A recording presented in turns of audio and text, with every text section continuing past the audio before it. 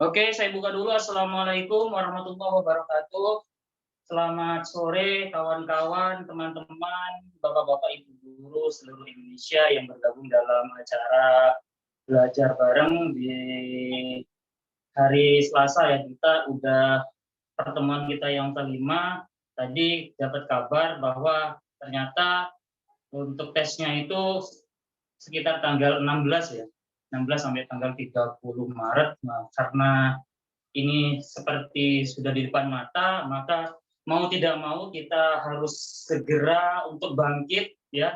Jangan tidur ya, jangan lemas, jangan patah semangat, tetap kita harus berusaha untuk mempertajam kemampuan kita di bidang ilmu fisika, terutama untuk persiapan pretest ini ya, Bapak-bapak, Ibu-ibu yang. Jadi kita tetap jangan grogi ya, terus untuk bersemangat, jangan patah arang ya. Untuk soal sudah saya share di grup ya, mohon maaf ini barusan saya diingatkan sama Pak Hairil ya, terima kasih. Nah, Pak Hairil is the best. Oke, langsung saja ya kita pembahasan soal ini. Saya buat ada 25 soal, kemudian untuk pilihan gandanya saya buat sampai A, B, C, D, E ya. Kalau yang kemarin itu cuma sampai A, B, C, D. Gak apa-apa ya, kita buat latihan seperti ini. Nah, sebenarnya untuk tesnya itu biasanya itu sampai D saja, tapi ini saya buat sampai E. Gak apa-apa ya. Yang penting kan kita tahu jawaban yang benar itu yang mana. Oke, untuk nomor 1 ini berkenaan dengan dimensi ya. Kalau berhubungan dengan dimensi, berarti kita harus tahu ini besaran pokok sama simbol dimensinya itu apa saja. Nah, untuk besaran pokok itu kan ada 7 ya. Ada 7, tapi yang sering muncul itu cuma 3, yaitu panjang, massa, sama waktu. Itu yang sering munculnya. Nah, di sini untuk yang nomor 1, langsung ya, jika G merupakan suatu konstanta dari persamaan gaya tarik-menarik antara dua benda yang bermassa M1 dan M2 serta terpisah jarak sejauh R, maka dimensi dari G adalah ya, kalau untuk yang nomor 1 ini materi tentang hukum gravitasi Newton. Yang rumusnya itu begini, F itu sama dengan G M1 M2 per R kuadrat. Nah, ini hukum gravitasi Newton. Nah, hukum gravitasi Newton ini rumusnya, ini kan gaya ya, gaya tarik-menarik. Adanya cuma gaya tarik-menarik. Tidak ada gaya tolak kalau di gravitasi Newton. Ini mirip dengan hukum Coulomb. Kalau Coulomb itu kan kaki Q per R kuadrat. Nah, ini hukum gravitasi Newton ini ya. Yang ditanyain cuman dimensi dari G-nya. Nah, untuk mencari dimensi dari G, berarti kan kita harus tahu satuannya itu apa dulu, ya kan? Nah, misalkan kita nggak tahu satuannya apa, berarti dari rumus ini kita bikin dulu satuannya. Satuannya. Nah, untuk membuat satuan dari G, berarti G kita harus bikin G sama dengan apa gitu ya. Nah, ini kan kali silang ya. Kali silang, sehingga akan didapat seperti ini. G sama dengan F R kuadrat per M1 M2. Ya kan? Nah, ini rumusnya. Nah, sehingga nanti akan kita dapat F-nya itu apa? F-nya itu Newton. Nah, R-nya itu meter, berarti meter kuadrat, kemudian M1 M2 ini kan kilogram ya, berarti kilogram kuadrat ya. Nah, Newton kalau kita jabarin ya, Newton kalau kita jabarin itu kilogram meter per sekon kuadrat. Tuh, kok bisa? Ingat, F itu sama dengan M kali A. Ya, N itu kilogram, A itu meter per sekon kuadrat. Berarti N-nya atau Newton itu kilogram meter per sekon kuadrat kali meter kuadrat. Ini misalkan mau naik boleh, atau begini dulu nggak apa-apa, nanti kita bisa coret. Nah, seperti ini. Yang bisa dicoret aja dulu, ya kan? Oh, ini coret nih ya, ini sama ini ya. Nah, ini ya tinggal satu ya. Sehingga kilogramnya bisa naik. Naiknya itu jadi kilogram pangkat min 1, meternya pangkat 3, S-nya pangkat min 2. Nah, kalau sudah seperti ini baru nanti kita bikin dimensinya. Dimensinya ini kan kilogram itu M. M ya, M. Tapi pangkat min 1, yang ini L. L. Pangkat 3. Terus ini T ya. Nah, ini pangkat min 2 ya. Sebenarnya dari bahasa Inggris kalau ini. Mass ya, length, time gitu ya. Sehingga untuk jawaban untuk soal nomor 1 adalah yang B. Ini jawabannya. Ini sangat gampang kalau bisa. Kalau nggak bisa, ya sulit juga. Gitu ya, bapak-bapak, ibu-ibu. Mudah-mudahan paham lah ya. Enteng ya kalau bisa. Kalau misalkan sudah hafal satuannya ya enak saja ya kan. Oh, Newton meter kuadrat per kilogram kuadrat langsung ketemu. Tapi kalau misalkan nggak hafal ya berarti harus dijabarin dari awal. Tapi penjabarannya ingat ya harus serba cepat karena ini kita diburu oleh waktu. Nah, oke, lanjut soal nomor 2 ini tentang pengukurannya. Terdapat 3 pipa diameter yang berbeda-beda. Untuk mengetahui diameter luar pipa dilakukan pengukuran dengan menggunakan jangka sorong. Hasil pengukurannya diberikan dalam tabel di bawah ini. Pernyataan yang benar berkaitan dengan hasil pengukuran tersebut adalah ya. Jadi di sini cuma ada tabel pengukuran tunggal ya. Pengukuran tunggal sama pengukuran tunggal ini menggunakan satu alat yaitu jangka sorong. Ada pipa A, pipa B, pipa C. Ya, pipa A, B, C ini menghasilkan pengukuran masing-masing. Di situ sudah ada tabel 10,05, 15,25, 15,45, ada plus minus setengah dari NST-nya. Satuannya sama yaitu milimeter. Nah, yang ditanyakan adalah karena pengukuran atau pernyataan yang benar. Karena ini pengukurannya itu pengukuran tunggal ya. Jadi kita itu tidak bisa membandingkan, oh A itu lebih baik dari B, B lebih baik dari C, C lebih baik dari A, dan yang lain. Itu nggak bisa ya. Jadi terus bagaimana pernyataan yang benar? Pernyataan yang benar adalah semua pengukuran memiliki ketelitian yang sama. Jadi seperti itu. Jadi jawabannya yang pas adalah semua pengukuran memiliki ketelitian yang sama. Jadi nomor 2 itu jawabannya C. Jawab C. Ketelitiannya sama karena ini pengukuran tunggal. Ya, jadi seperti itu aja ya untuk pembahasan untuk soal nomor 2. Nah, untuk soal nomor 3 ini soal konsep tentang hukum Newton yang pertama. Nah, ini gambarnya seperti ini. Kalau misalkan Bapak Ibu lupa, ini ada 3 buah gaya, F1, F2, dan F3. Kok bisa ini hukum 1 Newton? Kalau kita lihat angka-angkanya 12 Newton, ini 24 ya. Yang ke kanan, jumlah ke kanan itu 36, jumlah ke kiri itu sama 36. Ke kanan sama ke kiri sama. Sehingga ini sigma F di sumbu X akan sama dengan 0. Ya. Nah, apa arti dari sigma Fx sama dengan 0? Ya, ini kan hukum 1 Newton. Hukum 1 Newton. Newton 1 sebenarnya tulisannya ya. Hukum Newton ke-1. Nah, karena sigma Fx-nya itu sama dengan 0, maka A-nya itu sama dengan 0. Ya. Kalau A itu sama dengan 0, ini memiliki arti 2. Ya.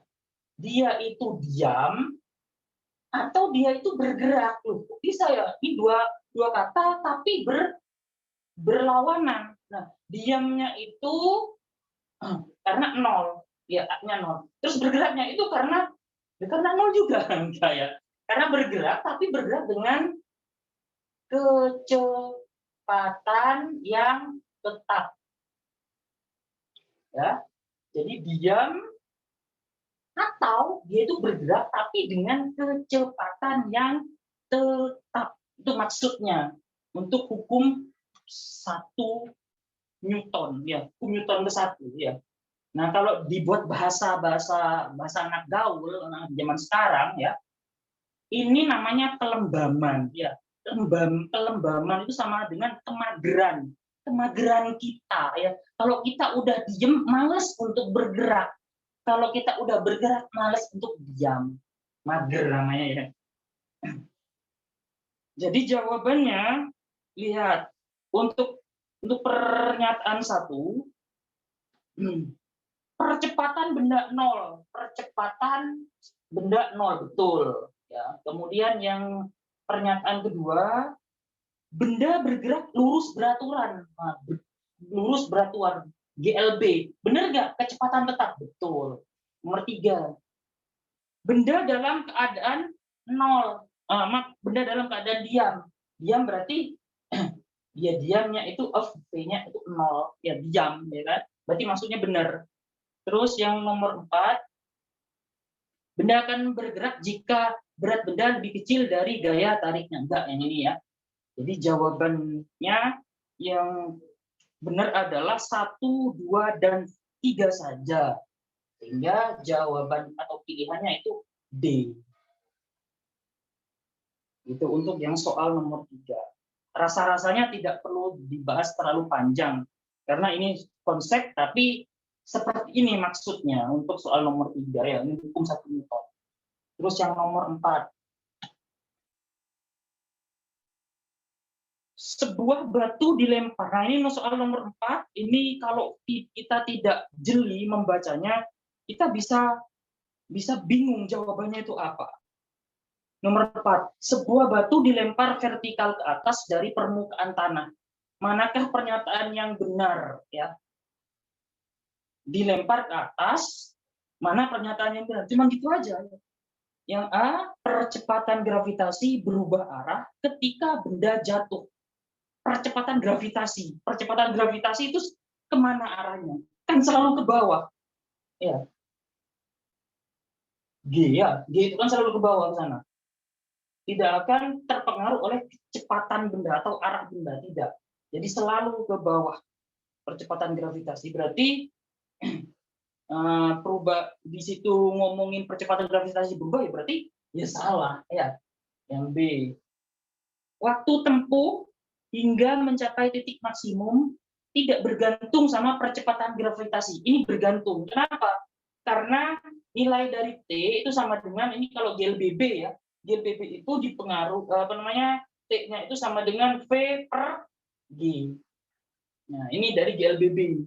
Ya, jadi V per G.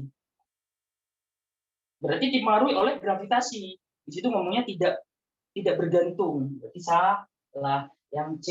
Nah, ini. Tinggi maksimum ditentukan oleh laju awal dan percepatan gravitasi. Tinggi maksimum. Ini, ya. H sama dengan V0T plus setengah, ini min G T kuadrat. Dipengaruhi oleh siapa?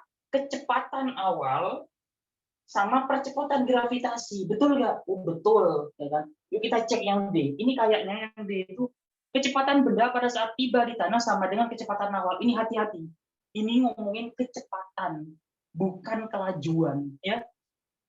Ini kecepatan. Beda antara kecepatan sama kelajuan.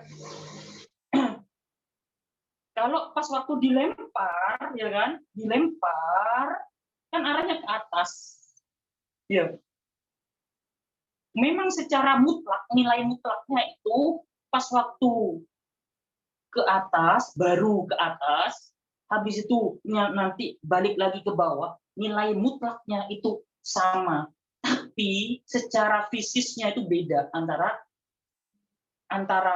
kecepatan awal sama kecepatan akhir. Karena awalnya ke atas, tapi akhirnya ke bawah, itu kan beda, ya. Jadi D itu menjebak sekali. Makanya ini nggak boleh jawab D. Yang E, ini juga. Pada ketinggian yang sama, kecepatan benda selalu sama. Ini juga sama, antara D sama E itu satu paket, ya. Sama-sama ngomongin kecepatan, ya. Berarti sama, ya. Jadi ini sudah satu paket. Maka jawabannya yang paling pas untuk nomor 4 itu yang C, ya. Jadi jawabannya itu yang C. Ini konsep banget buat bapak-bapak, ibu-ibu, buat kita semua. Ayo. Oke. Sebelum saya lanjutkan ke nomor berikutnya, apakah ada pertanyaan atau yang perlu kita diskusikan dari nomor 1 sampai nomor 4 ini? Kalau tidak ada, silakan di screenshot.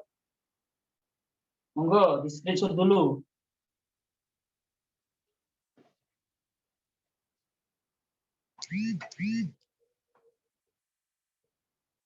Oke ya, sudah di screenshot, berarti saya hapus saja.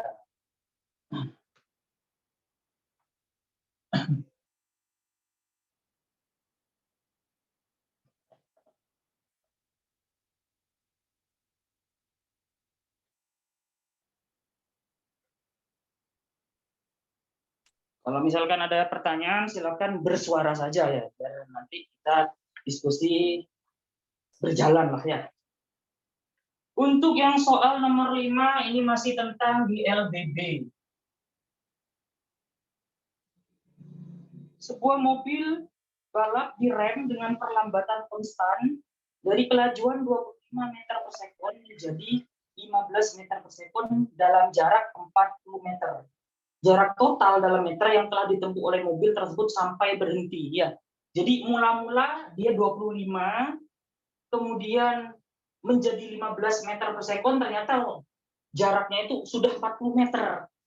Nah, kalau sampai berhenti berarti kan kecepatannya 0. Itu berapa? Gitu ya.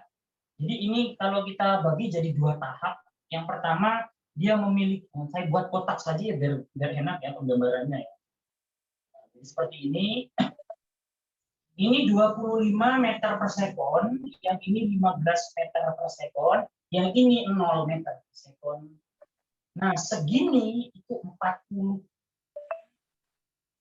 Nah, kalau segini berapa? Itu maksudnya. Misalkan ini S2. Yang ini S. Begitu ya. Caranya bagaimana? Caranya kita bisa pakai perbandingan.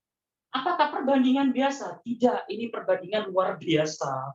Tapi harus tahu konsep dari GLBB dulu, ya kan? Konsep dari GLBB yang pakai rumus S sama V. Ya, ada VT sama ada V0. Rumusnya GLBB saya tulis ya. GLBB itu ada 3 rumusnya. Yang pertama, VT sama dengan V0 plus AT. Yang kedua, S sama dengan V0T ditambah setengah AT kuadrat. Yang ketiga, VT kuadrat sama dengan V0 kuadrat plus 2A dikali S. Nah, ini rumusnya GLBB yang ada 3. Ya. Terus, kita harus pakai yang ada S sama VT dan V0. Berarti rumus GLBB yang ketiga yang ini. Terus apa yang nggak ada di sini? Yang nggak ada itu A-nya. Apakah harus dicari dulu? Sebenarnya nggak perlu kita cari ya. Jadi langsung kita membandingkan dengan A. Jadi A ini dengan A ini itu kan sama ya. Jadi dari awal hingga akhir kan perlambatannya itu sama. Ya. Jadi yang nomor 3, GLBB yang nomor 3 ini saya modifikasi sehingga akan menjadi rumus begini, atau A-nya itu sama dengan apa? A sama dengan ya. Ini kan bisa pindah ya. Jadi VT kuadrat min V0 kuadrat, terus ini 2 sama S kan berada di bawahnya. Nah, seperti ini. Nah, kalau misalnya bapak-bapak, ibu-ibu itu kok bingung ya, balikin lagi. 2S kali A kan 2AS. Ya kan, 2AS. Nah, kan muncul 2AS. V0-nya pindahin di sini, ternyata bisa berubah ke bentuk semula lagi. Nah, gitu ya. Jadi nanti kita pakai perbandingan ini. Jadi kan A-nya sama. A1 sama dengan A2. Jadi langsung begini saya bikin. Ini kan VT ya, VT kuadrat min V0 kuadrat. Kita pakai yang ini. Ini berarti VT, yang ini V0. Ini VT, ini V0. Berarti 15 kuadrat min 25 kuadrat. Per 2 kali 40. Nah, sama dengan, nah terus ini sampai sini kan, berarti 0 kuadrat min 25 kuadrat per 2 dikali S, S-nya S2. Nah, apa yang sama? Coret saja. Oh, duanya samain, boleh coret. Apa ini bisa dicoret? Nggak boleh, karena ini min ya. Ini ada minnya. Jadi ini harus kita selesaikan dulu. 15 kuadrat, 225. 25 kuadrat, 625. 225, 625 berarti min 400. Per 40 sama dengan min 625. Per S2. Ya, nah, minnya kiri kanan bisa dicoret dia. Ini coret berarti 10 kali silang akan didapat S2 sama dengan 625 dibagi 10 berarti 62,5 meter. Nah, ini udah jawabannya. 62,5 meter. Jadi jawabannya itu yang B. Jawabannya B. Soalnya simple ya. Simple banget, cuman diketahui ini sudah selesai ya. Oh, ternyata pengerjaannya begini ya. Harus tahu konsep dari GLBB. Nah, begitu ya Bapak-bapak. Mudah-mudahan paham lah ya. Kita kan pinter ya kan, guru fisika masa agak pinter. Nomor 6. Perbandingan jari-jari orbit planet A dan B saat mengorbit matahari adalah 1:5. Ini rata-rata yang ngerjain soal nomor 6 ini benar ya. Tak apa-apa, kita bahas ya. Nah, perbandingan periode revolusi kedua planet adalah ini jari-jari A dibanding jari-jari B sama dengan 1:5. Jadi RA-nya anggap 1, RB-nya anggap 5. Perbandingan periode kedua planet berarti TA dibanding TB gitu ya. Ini pakai hukum Kepler yang ketiga ya. Nah, hukum Kepler ketiga itu TA per TB sama dengan RA per RB. Tapi ini pangkatnya itu pangkat 3, yang ini pangkatnya pangkat 2.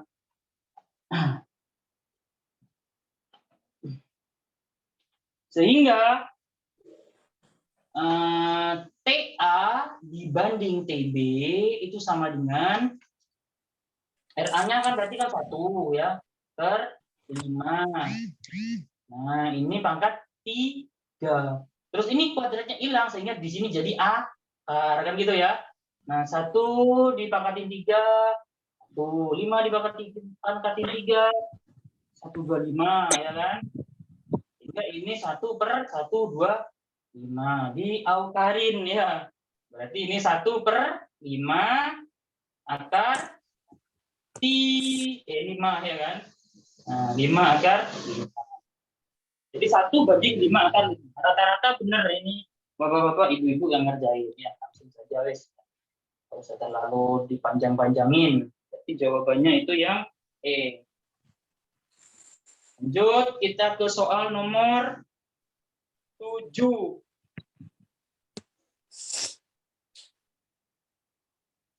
Untuk soal nomor 7, seorang pemain skateboard menuju gunung. Perhatikan pernyataan berikut terkait gerak pemain skateboard berikut. Pada nomor 1, pada saat menuruni gunung hanya energi potensial yang berubah menjadi energi kinetik. Meskipun kita nggak pernah naik skateboard ya, yang di gunung-gunung gitu ya, tapi kita secara ilmu fisika itu harus paham apa saja gaya-gaya yang bekerja. Pasti ada gaya gesek, itu yang paling penting. Ya, kalau nggak ada gaya gesek ya berarti meluncur terus. Pada saat menuruni gunung hanya energi potensial yang berubah menjadi energi kinetik. Enggak ya, karena ada gaya geseknya. Jadi nomor 1 itu salah ya. 1 salah. Nomor 2, terdapat usaha yang melawan gerak pemain skateboard oleh gaya gesek. Nah, ini benar nih ya. Nomor 3, ada gaya geseknya. Pemain skateboard memiliki energi kinetik karena gerak yang dilakukannya ya. Ya. Nomor 4.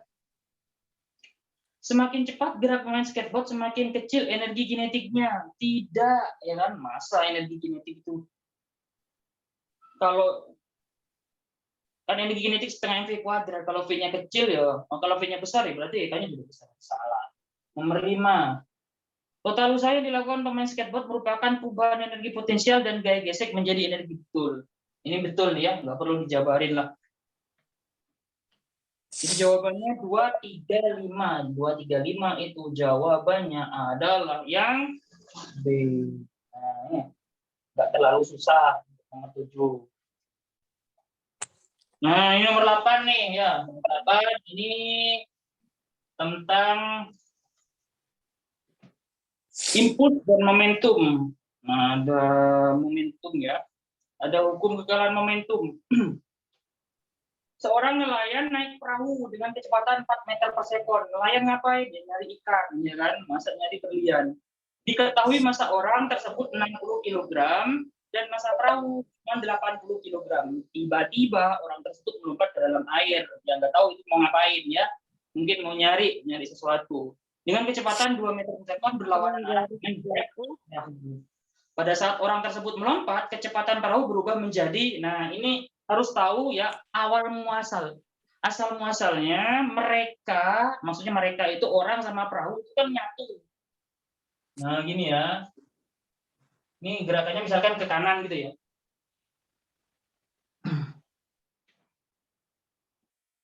Gerakannya misalkan ke kanan. Nah ini 4 meter per sekon. Kemudian orangnya itu bergeraknya itu berarti ke belakang ya.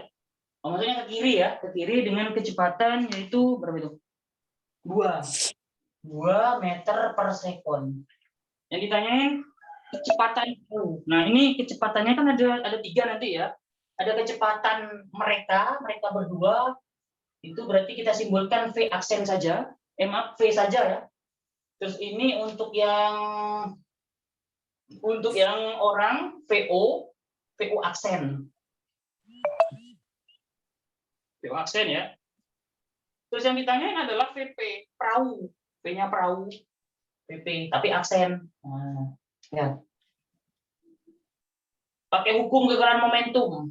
Hukum kekekalan momentum. Jumlah momentum awal sama dengan jumlah momentum akhir kan gitu ya. Awal mereka kan menyatu, berarti bisa ditulis begini, M orang tambah M perahu dikali V sama dengan. Nah, karena mereka menyatu. Habis itu terpisah. M O V O aksen ditambah M P VP aksen.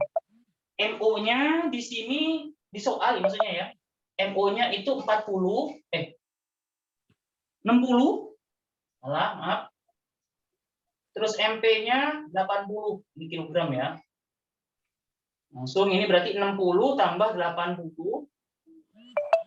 kali V-nya 2 kali 4 sama dengan berarti 60 dikali. Nah, ini kan gerakannya kan ke kiri. Berarti ini min. Nah, ini hati-hati nih ya. Plus MP-nya 80 dikali VP aksen. Ini 140 dikali 4. 140 dikali 4 berarti 560 ya. 560 sama dengan ini min 120 plus 80 VP aksen. Ini pindahin berarti 680 sama dengan 80 VP aksen. Ini nolnya coret. 68 bagi 8. 68 bagi 8 itu sama dengan 567. 64,5. 8,5. PP aksen sama dengan 8,5 meter per sekon. Arahnya kemana? Arahnya karena ini nilainya positif, berarti arahnya ke kanan. 8,5 itu jawabannya E. Jawab E. Nah, seperti ini saja ya, tidak terlalu sulit ya, kalau bisa. Terus yang nomor 9, ini kayaknya nomor 9 mepet-mepet ya. Nomor 9 ini efek Doppler. Efek Doppler. Bumita mengendari, nah ada yang namanya Bumita nggak ada ya? Bumita mengendari sepeda motor ke pasar melewati toko. Dari toko tersebut terdengar bunyi musik dengan frekuensi 1200 Hz. Kecepatan bunyi musik di saat itu sebesar 320 meter per sekon. Frekuensi bunyi musik yang didengar Bumita saat mendekati toko sebesar 1275 Hz. Kecepatan sepeda motor yang dikendarai Bumita. Ini melewati toko ya, jadi mendekati. Pas waktu saat mendekati toko. Berarti kalau kita lihat keadaannya itu begini.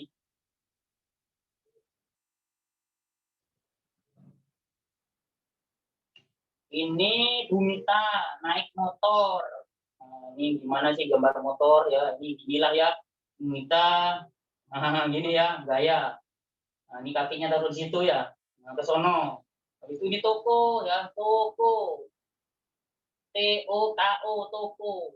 Nah, frekuensinya itu frekuensi bunyi musik berarti Fs sama dengan 1200 Hz. Yang didengar itu 1275 Hz. Kecepatan bunyi musik di udara maksudnya ya 320 meter per sekon. Yang ditanyain kecepatannya ini berapa? Atau VP itu ya.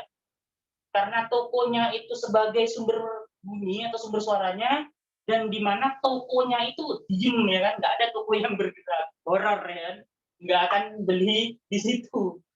Nah, jadi VS-nya itu 0, VS-nya itu sama dengan 0. Nah, rumus yang kita pakai adalah rumus apa ya kan? Rumusnya kayak dokter ini mungkin kalau bapak-bapak itu lupa ya kan, pakainya ini. P plus minus PP per P plus minus PS dikali S. Nah, ini rumusnya. Simple kan? Cuman ada plus minusnya. Ini ada aturannya ya kan? Nah, aturannya bagaimana? Nah, aturannya adalah habis ini saya lanjutkan di situ karena nggak cukup.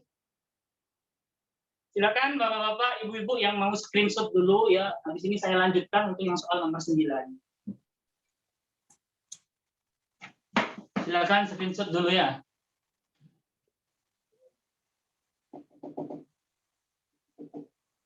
Nah, mana?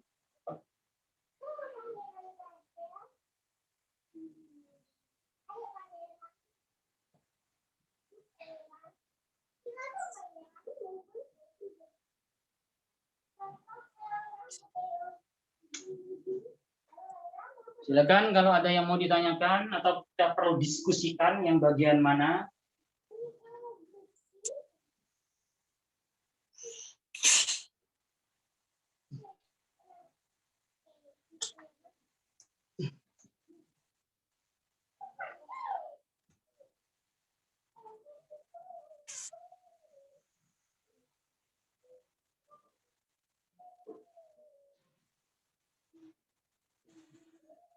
Tuh, suara Pak Bin kecil. Emang kecil tuh. Halo, tes suara. Halo, halo. Padahal suaranya udah maksimal nih. Suaranya apa masih kecil? Padahal saya udah teriak-teriak ini. Sampai kedengeran sama tetangga ini.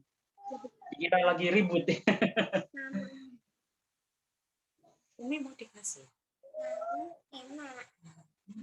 Ya, kayak di awal lo bikinnya enak. Sama pinggang yang masih dibikin. Nanti ini coba ya, enak. Saya hapus dulu ya, ini ya. Bentar saya mau ambil minum dulu. Saya ambilin minum dulu. Telurnya siapa? Diambil. Iya, satu. Apa yang ambil? Kakak nanti mau bikin nasi goreng sama telur kayak di awal. Yang ngambil siapa telurnya? Kakak. Sudah ngambil? Sudah. Siapa yang ambil tadi? Kakak. Tuh. Ambil telurnya Umi? Iya, kakaknya bikin nasi goreng.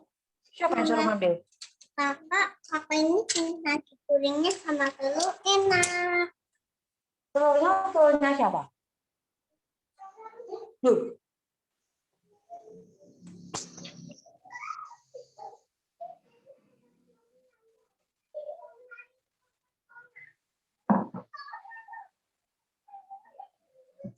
Oke, saya lanjut.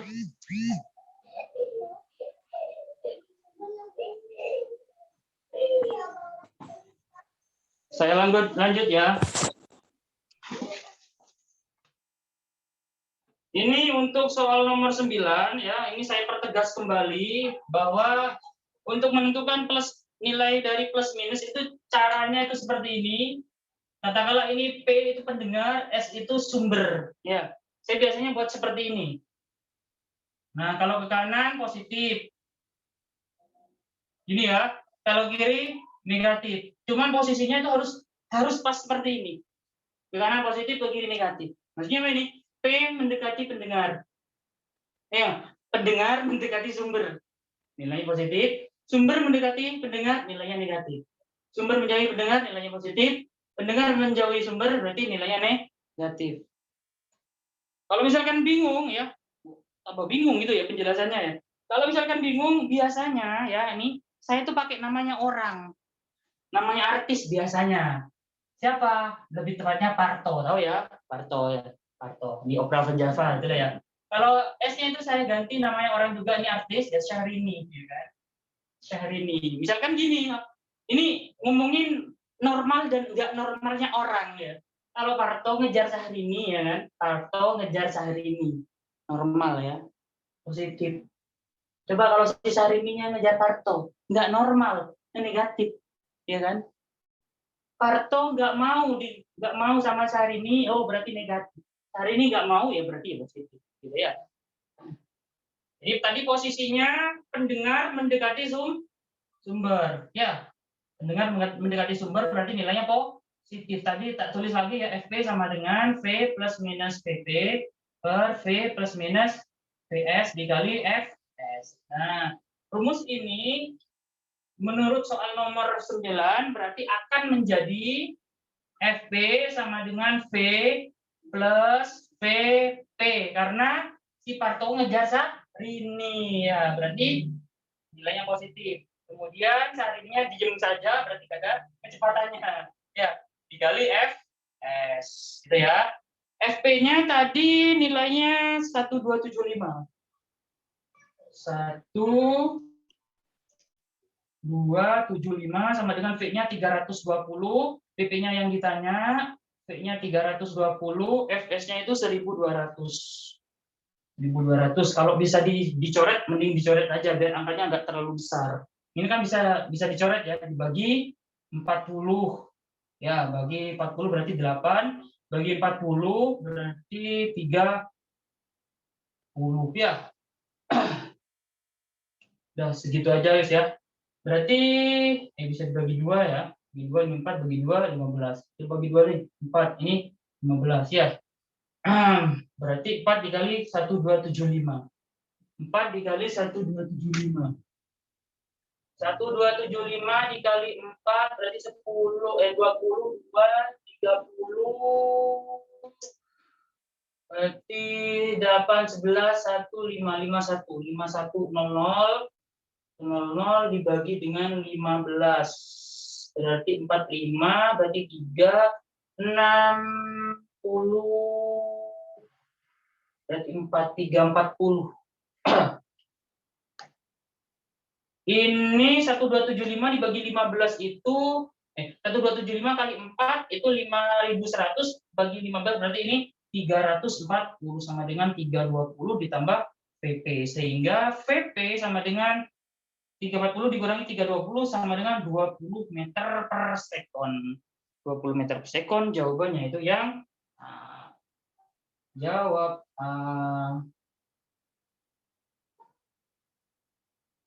sangat gampang sekali, tapi perhitungannya rumit ya, karena disuruh mencari VP. Kalau mau nyari VP itu kayak gini ya, caranya soalnya bolak-balik. Lanjut soal nomor 10.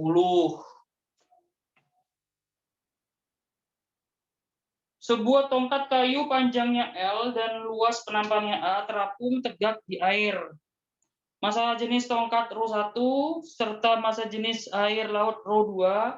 Ujung tongkat ditekan sedikit sejauh D tegak lurus ke bawah lalu dilepas, maka bergerak harmonik naik turun dengan frekuensi F. Hertz ya. Percobaan diulangi dengan memakai tongkat kayu sejenis yang panjangnya sama, penampangnya sama, tetapi panjangnya 4L.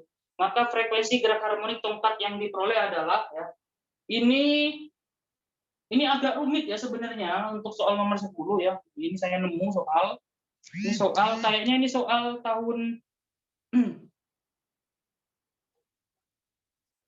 ini UTBK kalau nggak salah ini ya, nomor 10 ini. Tapi ya meskipun UTBK kok soalnya begini ya. Nggak apa-apa. Kita mencoba memecahkan masalah soal ini ya. Kalau misalkan ini soal UTBK, kalau misalkan murid kita itu tanya, Pak, Bu, ini jawab ini gimana caranya? Kalau kita nggak tahu, memalukan kan? Nah, jadi kita harus tahu soal bagaimanapun harus tahu. Ya, ini posisinya seperti ini, ya. Ini mula-mula itu seperti ini ya. Jadi belum diapa-apain, nggak terjadi apa-apa, habis itu ditekan, terus dilepas. Nanti kan ini mantul-mantul ya, mantap betul. Mantap betul. Ini terjadi gerak harmonik. Tuk tuk tuk tuk tuk tuk gitu ya. Dengan mengabaikan apa namanya gaya gesek. Jadi ini menjadi gerak harmonik yang sederhana. Nah, misalkan ini seginilah ya D-nya gitu ya. D-nya. Terus kita harus bisa mencari hubungan dulu. Hubungan antara frekuensi sama L. Karena L-nya itu yang diubah. Apa hubungan apa ya? F berhubungan bagaimana dengan L. Itu harus cari hubungannya ini. Kalau kita nggak tahu hubungannya ini, ya sampai kiamat nggak akan ketemu jawabannya nanti. Gitu ya. Ini frekuensi hubungannya sama L. Nah, ini apa saja yang harus kita bayangin dulu ya kan? Pasti ini hubungannya sama gaya, udah gitu ya. Gaya. Habis itu gaya hubungannya sama apa? Gaya ini kan benda ditaruh di zat cair ya, berarti ada gaya Archimedes atau gaya apung ya kan. Gaya Archimedes itu gini. Gaya Archimedes ya, berarti rho v g. Kan gitu ya. Terus karena gerakannya itu gerak harmonik, berarti ada percepatan. Percepatan apa? Ya percepatannya gerak harmonik. Berarti ini nanti kita hubungkan dengan hukum Newton kedua. Hukum Newton kedua, yang ini yang gaya ini kan gaya termasuk kan. Nah, jadi ini kita bisa berarti menjadi hukum Newton yang kedua, yaitu M kali A. Ya, begini nanti rho P D. Nah, A-nya ini kalau digerak harmonik, ya, ini mungkin bapak-bapak, ibu-ibu kalau misalkan nggak paham digerak harmonik, ya, bisa mengingat kembali yang nilainya itu kan ada persamaan simpangan. Y sama dengan ya sin kan gitu. Y A sin theta ya. Y sama dengan A sin theta. Tapi A-nya itu bukan percepatan, tapi itu amplitudonya. Nah, habis itu Y diturunkan menjadi V. V diturunkan menjadi A. Nah, A-nya itu percepatan. Nah, percepatannya itu ini. Min A omega kuadrat. Ya, itu A-nya kecepatannya. Ini rho V D atau segini ya. Nah, ini nanti ada frekuensinya nih. Ini frekuensinya.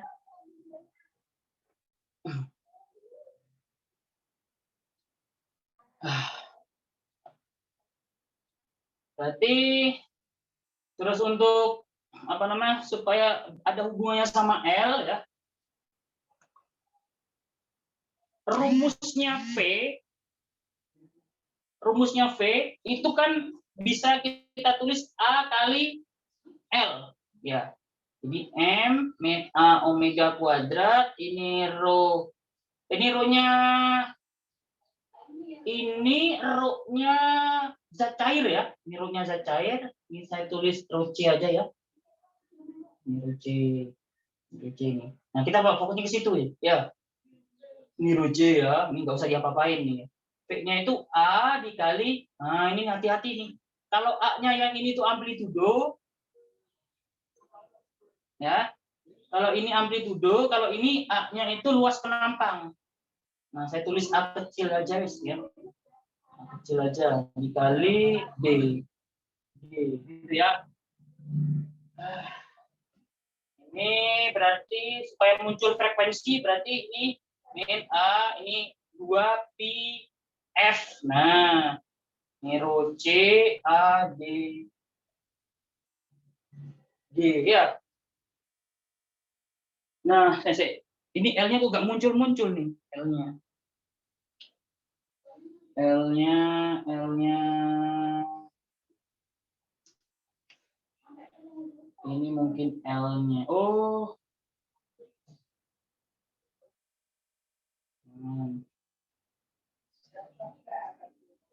Ini masih D. Ini F. Frekuensi. D-nya D-nya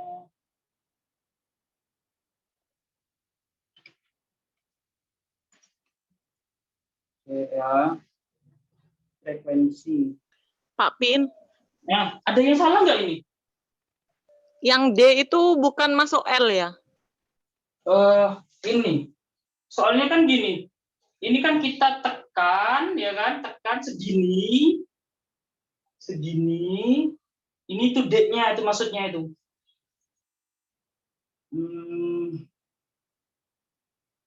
L-nya itu segini, maksudnya L. L itu segini. Tapi kalau D-nya itu cuman pas waktu kita tekan saja.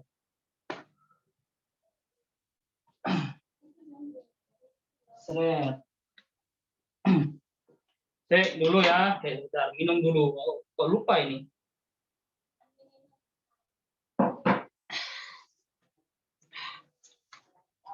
Ntar dulu ya, kita skip dulu untuk yang soal nomor 10. Tadi udah ingat ya cara-caranya. Tapi kok di sini lupa lagi. Nomor 10 kita skip dulu, langsung kita ke soal nomor 11 biar tidak terlalu menyita waktu. Habis ini saya cari untuk yang soal nomor 10. Nomor 11 dulu ya, Bapak-bapak, Ibu-ibu, mohon maaf ya. Nomor 11. Pada skala termometer Celcius, selisih suhu siang dan malam adalah 4,5 derajat Celcius. Selisih ya. Selisih itu berarti ada T awal sama T akhir. Terus berapakah selisih suhu itu pada termometer antara Fahrenheit? Pada skala termometer Fahrenheit. Sebenarnya untuk nomor 11 itu caranya itu sangat gampang sebenarnya. Kenapa? Coba begini. Kalau kita ingat Celcius sama Fahrenheit. Celcius itu kan 0, ini 100. Ya. Ini kalau Fahrenheit 32, ini 212. Ya. 100 kurangi 0 itu kan sama dengan 100. 212 dikurangi 32 sama dengan 180, ya kan? Terus ini dibuat perbandingan. Perbandingan 5:9. Nah, sebenarnya 5:9 itu adalah perbandingan selisih antara titik atas dengan titik bawah. 5:9. Jadi langsung perbandingan. Bagaimana kalau misalkan kita punya delta T? Delta T itu kan sebenarnya kan selisih nih kan? Ini juga selisih. Ini selisih. Jadi delta T 4,5 derajat Celcius. Yang ditanyain adalah delta T berapa Fahrenheit. Ya. Gitu ya. Kita bisa langsung pakai perbandingan ini. Perbandingannya berarti gimana? Siapa yang dicari? Yang dicari adalah Fahrenheit. Berarti Fahrenheit ini 9. Berarti 9/5 dikali langsung 4,5. Ini kan bisa dicoret nih. 0,9. 0,9 kali 9 atau 0,9 kali 9 kali 0,9 sama dengan 8,1 derajat Fahrenheit. Ini caranya, ya. Kalau misalkan mau diukur dari 0, ya kan, misalkan dari 0 boleh ya. 0 ke 4,5 misalkan di sini. Tapi di sini 32, misalkan ini berapa gitu ya, X. Tapi kita hitung dulu X-nya itu berapa. Ya. Habis itu misalkan X-nya itu berapa, baru nanti hasilnya itu dikurangi 32.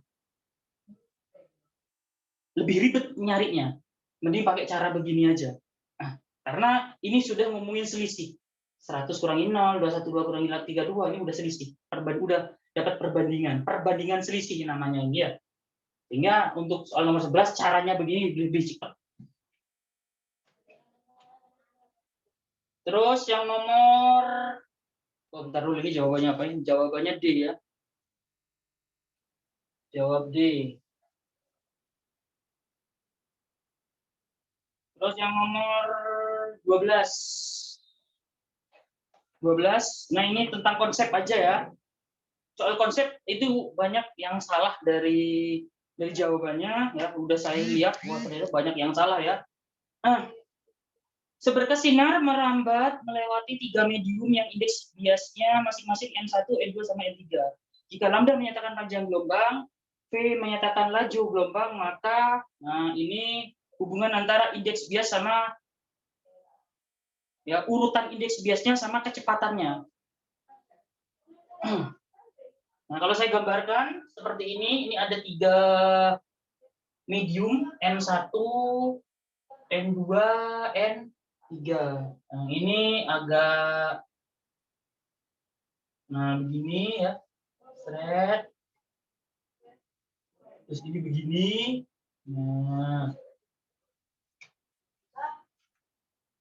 Nah, begini. Tapi ini lebih kecil, nah ini agak besaran, ini N3. Nah, seperti ini. Hati-hati ya. Ini contohnya, ini harus kita bikin garis normal dulu. Normal ya, ini garis normal, garis tegak lurus.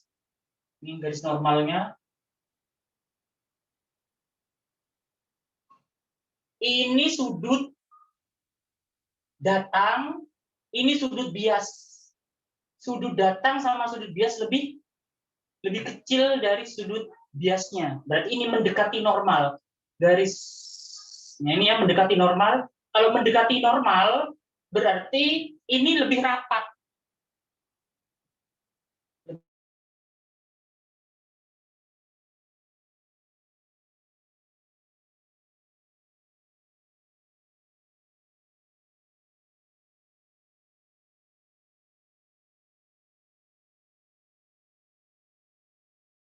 Karena arahnya itu seperti ini semuanya. Berarti ini N1 lebih kecil daripada N2.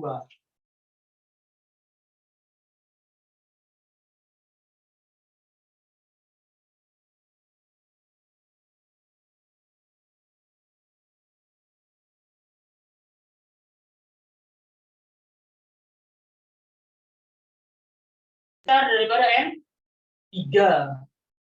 Atau N3 lebih kecil daripada N2. Nah, sekarang hubungan antara N3 sama N1 itu apa? Ya. Ini kan ini sama ini. Langsung coba, langsung ya. Ini kan masih mendekati normal nih. Berarti N3 itu lebih rapat daripada N1. N3 lebih rapat daripada N1 atau N1 lebih kecil daripada N3.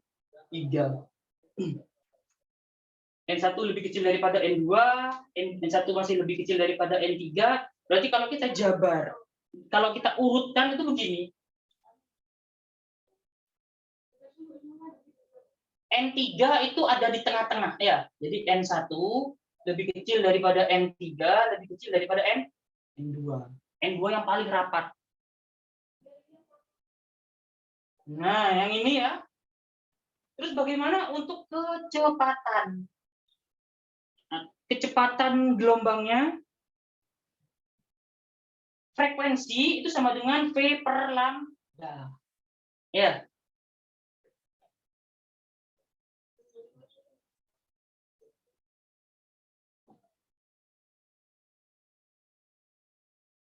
Atau gini, ya, atau begini.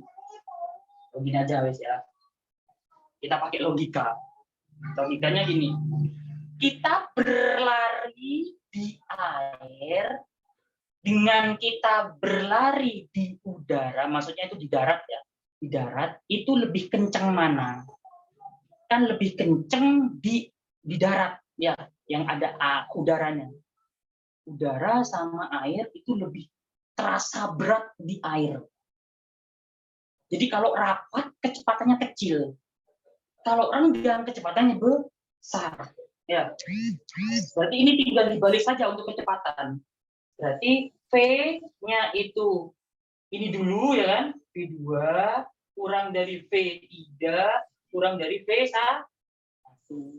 Jadi V1 paling besar karena ini anggaplah ini udara gitu ya. Karena ini udara, terus ini kaca, terus ini air.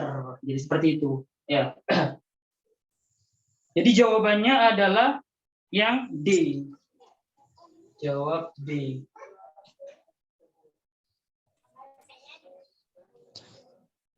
Ada pertanyaan untuk soal nomor 12?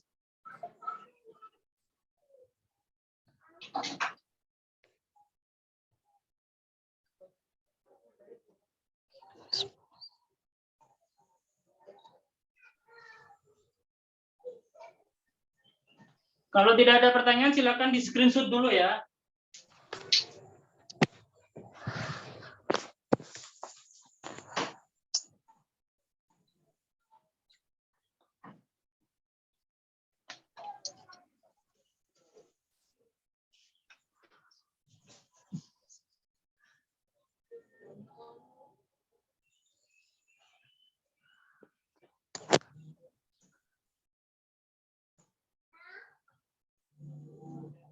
Kak ditambah 32 tuh.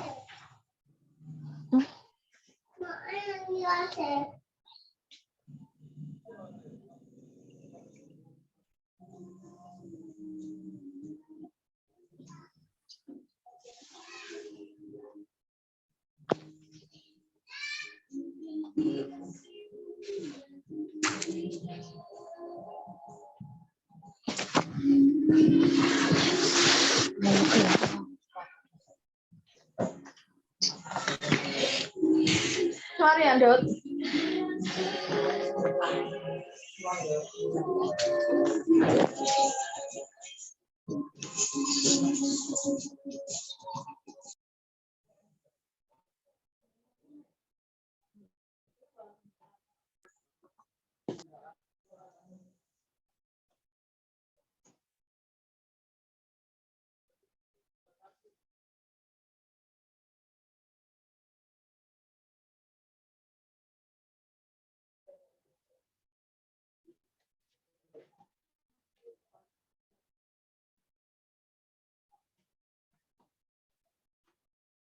Oke, saya lanjut ke soal yang nomor 12. Sudah ya nomor 12 ya. Nomor 13.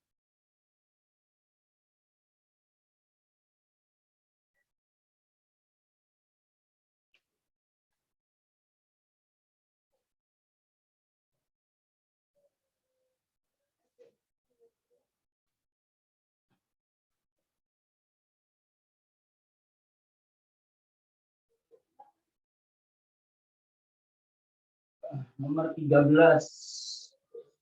Nomor 13 ini tentang pembentukan bayangan pada cermin datar.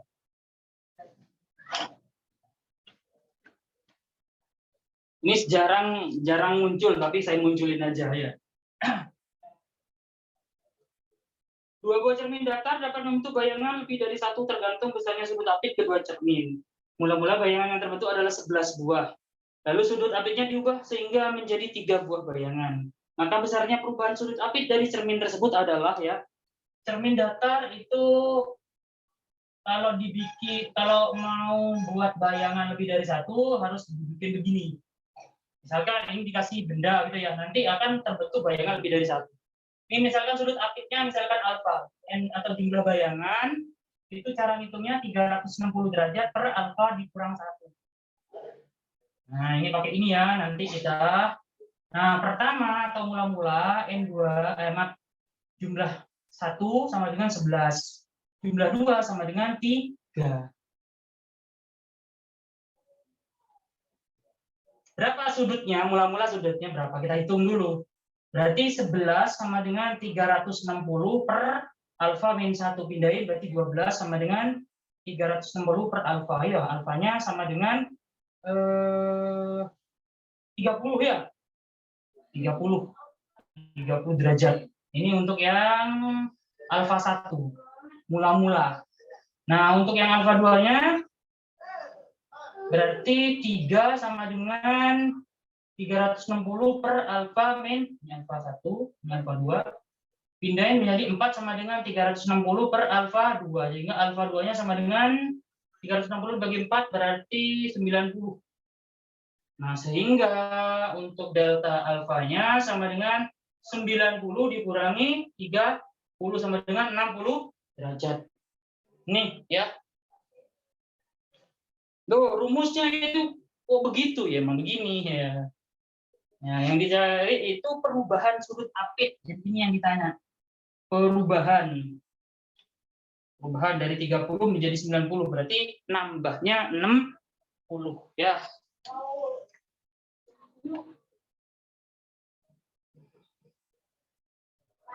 Nah, nggak jadi masalah ya kalau sudah tahu ya, sudah tahu apa namanya rumusnya. Terus yang nomor 14, tabel taraf intensitas setiap satu sumber bunyi sebagai berikut. Sumber bunyi taraf intensitasnya segitu ya. Ada suara kicau burung, ada suara mobil ambulan, ada guntur. Mobil menghasilkan taraf intensitas bunyi TI 90 desibel. TI untuk mobil 90 desibel. Ini mobil ya, satu mobil. Satu mobil saja. Agar mesin bisa menghasilkan, udah ngomong mesin ya, mobil maksudnya ya. Agar mobil bisa, maksudnya gitu ya, agar mobil bisa menghasilkan intensitas dengan suara sirine ambulan. Wah, ini pertama ngomongin mobil, salah ketik ini ya. Intinya mau mesin lah ya. Menghasilkan supaya bisa menghasilkan 100. Maksudnya gini lah, supaya bisa menghasilkan 100 desibel. Nah, intinya kan ini supaya jadi 100 itu diapain atau ditambah mobil atau mesin berapa? Ini mesin maksudnya nih ya. Mesin. Nah, ini nanti mesin ya. Mesin. Nah, berarti ini TIN.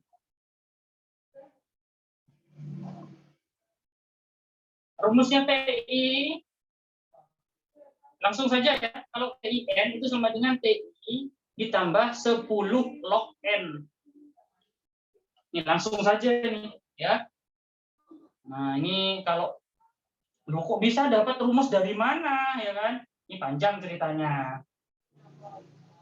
Tapi kalau sudah tahu ya langsung saja ya, TIN sama dengan 100 sama dengan TI-nya 10 log N. Intinya kita cari jumlahnya berapa, N-nya ya. Dipindahin dulu yang sini, berarti 10 sama dengan 10 log N. Dicoret ya. Ini kan 1 log berapa supaya 1. Jadi N-nya sama dengan 10. Jadi jumlahnya sama dengan 10. 10 apa? 10 mesin. Mesin. Nah, ya, mesin. Berarti jawabannya A. Jawab A. Nah, nomor 14 kayaknya nggak ada masalah kalau misalkan sudah tahu rumusnya ya. Rumusnya dari mana? Nah, itu ya. Bisa didiskusikan kalau misalkan ada yang nanya. Kalau nggak ada yang nanya ya udah nggak usah ya. Nomor 15 tentang listrik. Rangkaian listrik seri paralel biasa nih sebenarnya ya. Ini saya ambil nih sebenarnya soalnya anak SMP ya. Soal anak SMP ini saya ambil, kok nemu nih ya. Tapi kalau di soalnya itu aslinya itu sebenarnya nyari arus, cuman saya balik aja ini cari tegangan. Cuman yang diketahui di sini daya. Nah, jika daya yang diserap oleh Oh, ini kok nggak ada jawabannya. Jika daya yang diserap oleh 3 ohm, hambatan 3 ohm sebesar 12 watt. Jadi daya ini ya, dayanya adalah 12 watt oleh 3 ohm. Maka besarnya tegangan sumber. Tegangan sumber itu maksudnya yang ini. Ya, jadi V-nya itu berapa gitu ya. V-nya itu berapa tegangan sumbernya. Nah, kita harus bisa mencari dulu dari mana, dari sumber ini. Ya, dari data P sama dengan 12 watt ini, kita harus cari apa dari 12 watt ini. Pertama ya, kita bisa mencari arus. Arusnya siapa? Ini. Atau kita bisa mencari tegangan. Tegangannya siapa? Tegangannya sini. Ya, tegangannya ini. Kalau misalkan kita mau cari tegangan, bisa begini ya. P itu kan P kuadrat per R. Ya, V-nya 12, V kuadrat per 3. Kali silang sehingga V kuadrat sama dengan 36. V-nya sama dengan 6 volt. Maksudnya V-nya bukan ini, tapi V-nya ini. Ya, V ini itu sama. Karena apa? Karena ini paralel.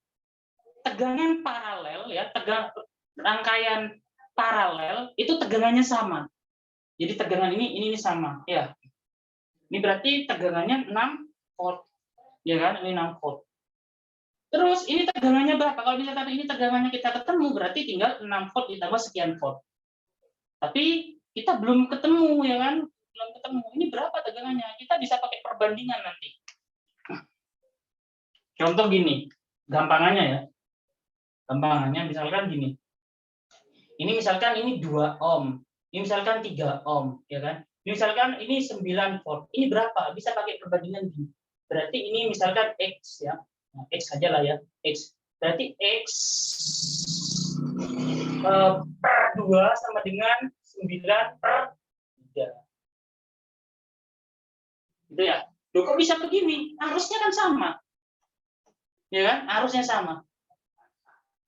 Jadi X-nya sama dengan 3, berarti 3, 6 volt. Ya, ini 6 volt, ini 9 volt. Berarti nanti ini berapa? Nah, kalau ini 6 volt, ya 6 volt tambah 9 volt berarti 15 volt. Gitu. Nanti. Tapi belum nih ya, belum ketemu sih. Nah, ini harus kita cari hambatannya ini, ya, hambatan ekivalennya atau hambatan pengganti 3, 4, 4. Ini kan harus diparalel dulu. Cara mencarinya gimana? Cara nyarinya gini, cara ngitung cepatnya ya. Kalau paralel itu kan 1 per R ditambah 1 per R1 tambah 1 per R2 tambah 1 per R3 dan seterusnya. Habis itu disamain penyebut terus dibalik. Nah, saya buat begini. Saya balik duluan. Ya. Saya balik duluan. Yang atas itu KPK-nya ya. KPK antara 4, 4, 3 itu kan 12. Ya, jadi saya balik duluan. Jadi 12 dibagi 3 itu 4. 12 bagi 4 itu 3, 12 bagi 4 lagi 3 sama dengan 12 dibagi berapa ini? 70, ya kan? Berarti 12 per 10 atau 1,2 ohm. Kan gitu ya?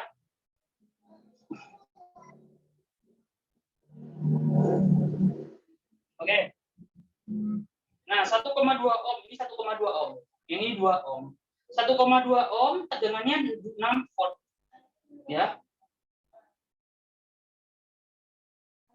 1,2 ohm tegangannya 6 volt. Kalau misalkan 2 ohm tegangannya berapa? Nah, pakai perbandingan. Misalkan kita pakai ini X aja ya. Jadi X per 2 sama dengan 6 per pokoknya V dibagi R, V bagi R ya. V-nya tadi 6 ya. Berarti 6 per 1,2. Ini kan bisa dicoret nih. Ya, berarti ini 5. Kali silang X-nya sama dengan 2 kali 5 berarti 10 volt. Ini 10 volt, yang ini tadi 6. Sehingga V-nya, V total aja ya. Berarti 10 tambah 6 sama dengan 16 volt.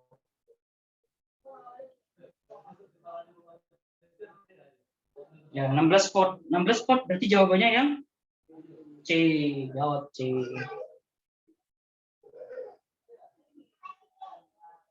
Ini pakai perbandingan ya. Ini cara ngitung cepatnya. Ya, ini pakai perbandingan. Kenapa kok bisa pakai perbandingan? Balik lagi tadi ya. Arusnya sama. Arus ini sama arus total ini sama. Ya, karena kan ini sama sini seri. seri arus sama. I1 sama dengan I2. Kalau kalau paralel itu yang sama itu adalah tegangan. Jadi tegangan ini sama. Ya. Tegangan yang ini sama dengan tegangan ini, tegangan ini sama dengan tegangan totalnya hambatan paralel.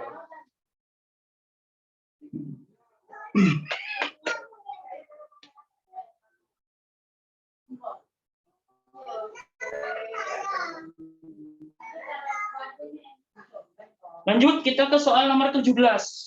Oh, 17 ya. 16 ya. Maaf, 16. 16, 3 buah muatan listrik Q1, Q2, Q3 terletak di sudut-sudut segitiga. Besar muatan Q1 sama dengan Q3 yaitu 4, Q2-nya 3, Q1 sama Q2 jaraknya 4, Q3 dengan Q1 dengan Q3 sama dengan 3, Q2 sama Q3 itu sama dengan 5, maka besar daya listrik yang dirasakan oleh muatan Q1. Nah, ini nggak ada gambarnya ya, berarti gambar sendiri. Gambar sendiri ya. Q1 sama Q2 4. Q1 sama Q3 3, Q2 sama Q3 itu 5. Ini membentuk segitiga siku-siku. Memang saya buat begini ya kan. Q1 sama Q2. Q2. Ini 4. Terus Q1 sama Q3 ini 3 ya, nggak apa-apa lah gambarnya di ini aja ya. Ini Q2 sama Q3 itu 5, nah kan? Membentuk segitiga siku-siku ya. Siku-sikunya pas di Q1. Q1 4 mikrokolom, Q3 4 mikrokolom, Q2 3 mikrokolom. Mudah-mudahan angkanya benar ya. Saya tadi udah agak postingnya yang bikinnya ini angkanya ini. Coba kita hitung dulu ya. Yang dirasakan Q1 ya. Q1 berarti yang ini. Ini nilainya positif semua, berarti tolak ya. Ini sama ini tolak. Ini sama ini tolak. Yang ini F12, yang ini F13. F12 sama F13 membentuk sudut segitiga siku-siku nanti. Memang membentuk ini kan tegak lurus ya. F12 sama F13, cara hitung totalnya itu pakai caranya Pythagoras ya. Kita hitung dulu nih, F12 berapa? F12 berarti K, Q1, Q2 per R kuadrat. K-nya 9 kali 10 pangkat 9. Q1-nya 4 mikro, 10 pangkat min 6. Q2-nya 3 mikro, 3 kali 10 pangkat min 6. Jaraknya 4 cm. 4 cm berarti kebalik ya. Sip.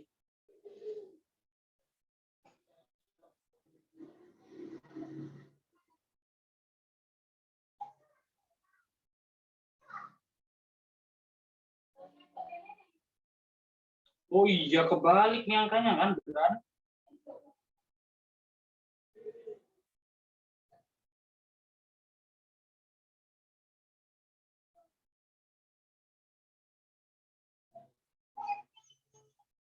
Q1 sama Q2. Q1 sama Q3. Oh iya kan kebalik. Ya kebalik ini, Bapak-bapak, Ibu-ibu, mohon maaf, ini angkanya kebalik ya. Ini harusnya ini 3. Ini harusnya ini 3, yang ini harusnya 4 nih. Kan beneran. Nah, begini ya, mohon maaf, ini kebalik angkanya. Berarti ini 4 kali 10 min 2 ya. Udah dijolet ya. Berarti 9 kali ini 9 kali min ini 3 berarti naik. Ini dikuadratin ya. Nah, ini 10 pangkat min 3. 10 pangkat min 4 berarti ini 90. Nah, F1 3 berarti langsung saja ya. 9 kali 10 pangkat 9, Q1-nya 4 kali 10 pangkat min 6. Nah, ini 3 kali 10 pangkat min 6 per 3 cm. 3 kali 10 pangkat min 2. Ini dikuadratin akan menjadi, ini coret saja, 4 kali 3 12 berarti 120 Newton. 120 Newton. Jadi tinggal 90 sama 120 Newton ini nanti kita kita gabungin bagaimana cara menggabungkan antara F12 sama F13 kalau membentuk sudut 90 derajat. Habis ini kita lanjutin. Silakan yang mau screenshot dulu.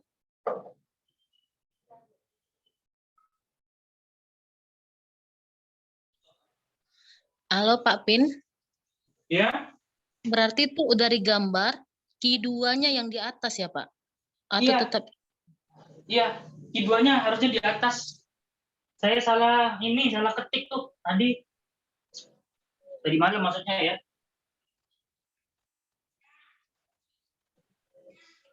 Kebalik angka.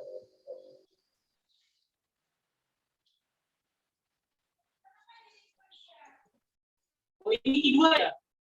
Apa udah benar nih sebenarnya? 4 mikro. Apa saya yang salah ini? Pak Pin, coba Q2-nya itu 4, Pak Pin. 4 mikro. Q2-nya Awalnya kan 3 mikro ya? Jadi Iya. 4 mikro. Gitu kan? Iya, maksudnya itu begini. Saya ulang lagi ya. Q1 sama Q3 saya maunya itu ini 4. Kita ulang ya. Q1 sama dengan Q3.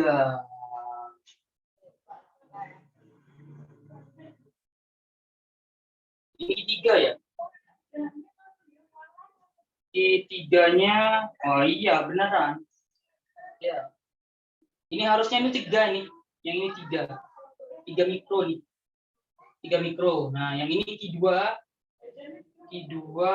Nah, ini udah benar.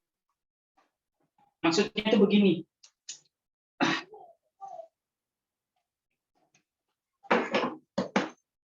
Jadi di soalnya itu salah ya, salah posisi.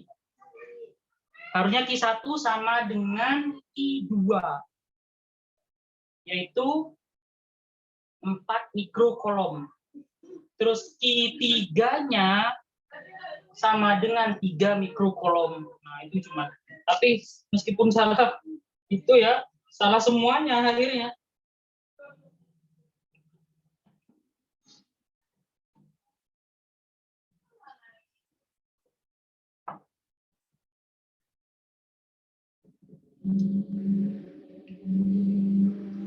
Kalau sudah kita lanjut ya. Kita lanjut untuk soal nomor 16 itu endingnya kita pakai cara yang mana ya untuk menggabungkan. Sebenarnya untuk yang nomor 16 ini materinya panjang, cuman karena keterbatasan waktu ya kan. Soal yang harus kita bahas banyak, maka saya ambil yang poin-poin penting saja. Itu aja ya. Bapak-bapak, ibu-ibu, mohon dimaklumi.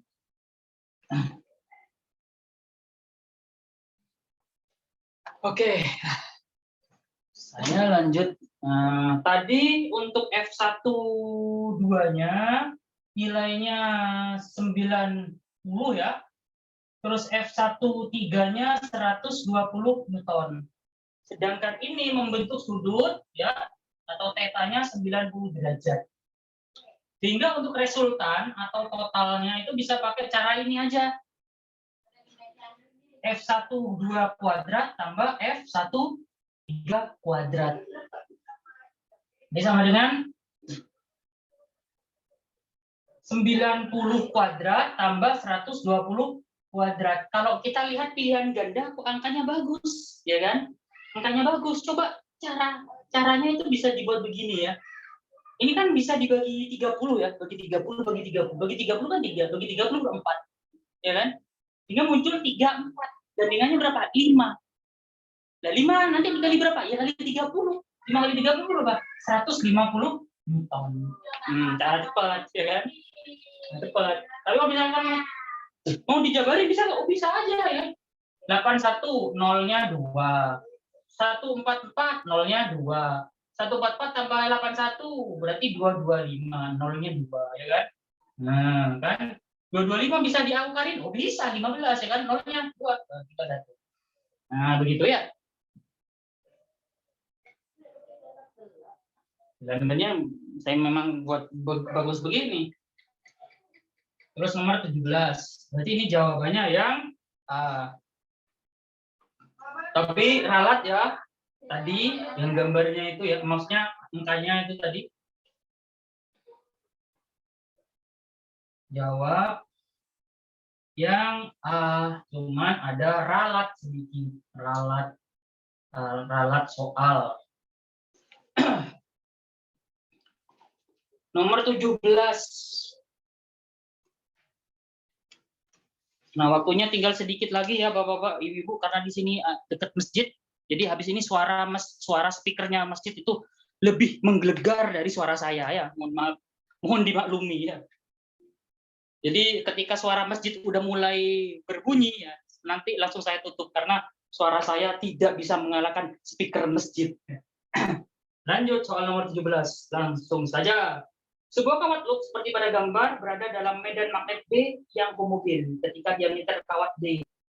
Dan perubahan medan magnet terhadap waktu adalah dB per dt, dihasilkan arus listrik sebesar I. Untuk menghasilkan arus listrik sebesar 1/4 I, maka diperlukan kawat yang berdiameter berapa?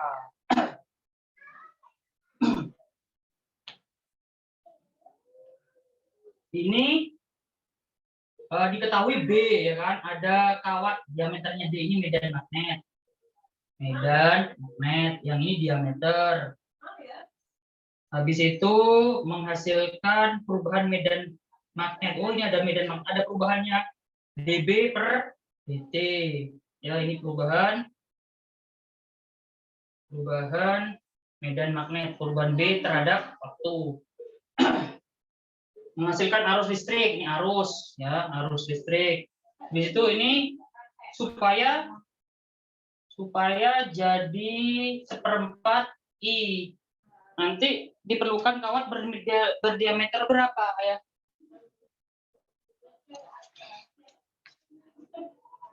Kita lihat hubungan ya, hubungan antara I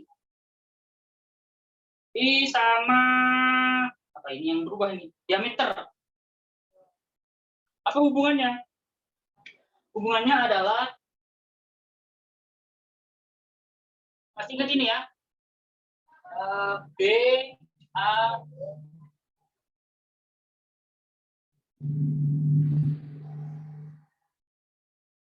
cos theta. Oh, B A cos theta sampai ke situ ya. B A cos theta. Allah Akbar. Ya. Yang udah mulai lelah.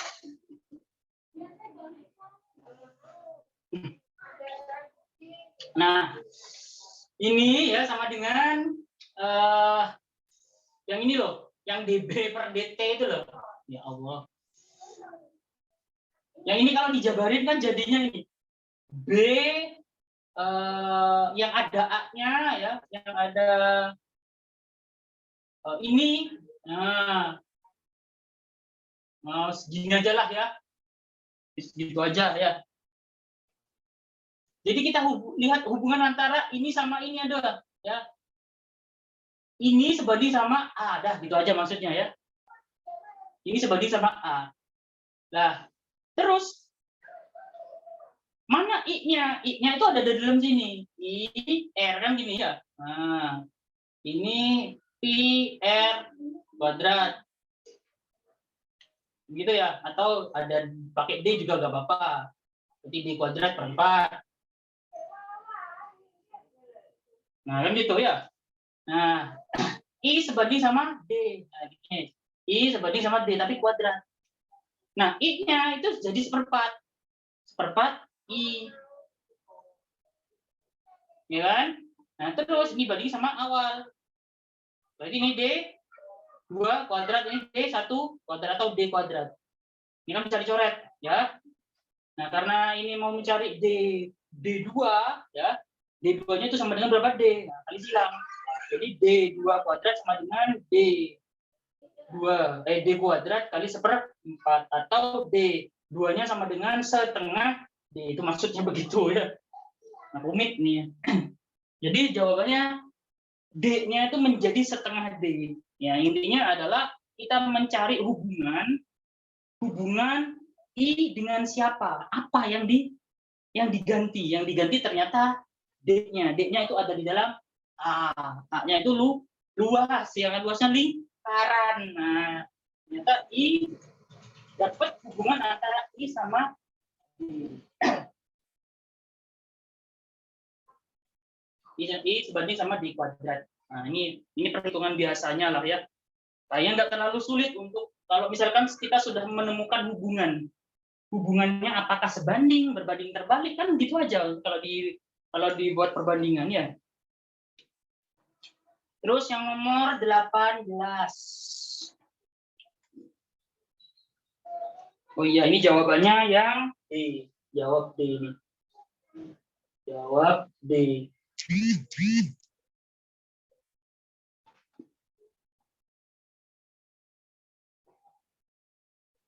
Oh ya, ada yang maghrib duluan ya. Di sini juga hampir maghrib. Nomor 18.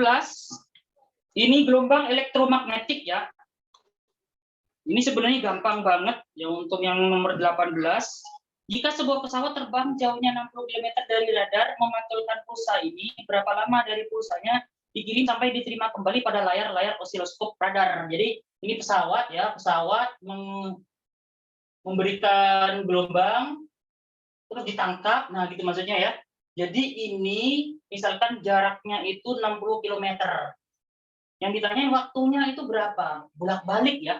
Bolak-balik berarti S sama dengan V kali T. Nah, maaf, 2S. 2S sama dengan V kali T atau T-nya sama dengan 2S per V. Loh, V-nya siapa? Karena gelombang elektromagnetik berarti V sama dengan C, yaitu nilainya 3 kali 10⁸. Loh, kok di sini nggak dikasih tahu, ya kan? Ya berarti harus hafal. Nah, ini gelombang elektromagnetik kecepatannya sama semuanya, yaitu 3 kali 10⁸. 2S2 dikali 60 km, berarti 60.000 ya. Per 3 kali 10⁸. Ini 3-nya sama ini bisa dicoret 20. 20 kali 2, 4 berapa itu? 40.000 naik 10⁻⁸. Ini masih sekon. Karena di situ mikrosekon, ini berarti kita 4 kali 10⁻⁴. Mikro itu mikro, min 6. 6 maksudnya ya, mikrosekon. Berarti 400 mikrosekon. Ini perhitungan biasa loh ya. Balik ya. Mengeluarkan gelombang atau mengeluarkan pulsa gelombang situ terus balik. Nah, gitu maksudnya. Jadi sistem radar itu seperti itu.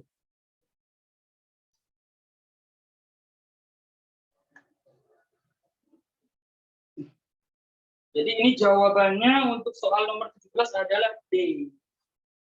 Tuh, udah bunyi tuh, ya. Nah, yang dibicarakan udah ketemu, udah mulai muncul. Mohon maaf untuk bapak-bapak, ibu-ibu, karena speaker masjid sudah mulai berbunyi ya di sini. Jadi saya akhiri saja pertemuan kali ini. Pak Heril, monggo untuk segera dinonaktifkan record-nya.